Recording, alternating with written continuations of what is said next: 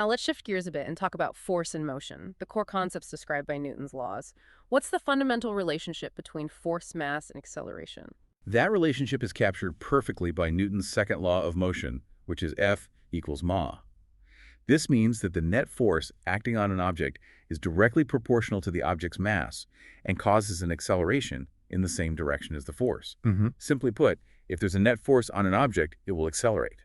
The amount of acceleration is directly proportional to the force and inversely proportional to the mass. So more force, more acceleration, more mass, less acceleration. Exactly. And we measure force in Newton's mass in kilograms and acceleration in meters per second squared. 1 Newton is the force needed to accelerate a 1 kilogram mass at 1 meters per second squared.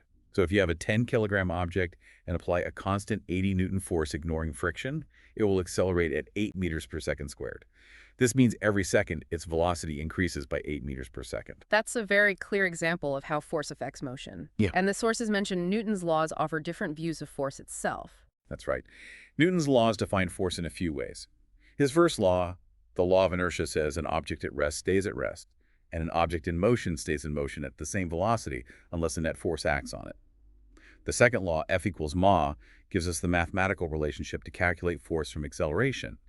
And his third law says for every action there's an equal and opposite reaction, meaning forces always come in pairs. A single isolated force can't exist. Also, when multiple forces act on a point, we use the parallelogram law of force addition to find the single force that's equivalent to all those forces combined. So force is more than just a push or pull. It's a fundamental interaction that governs how things move. Now let's talk about the language of physics, mathematics.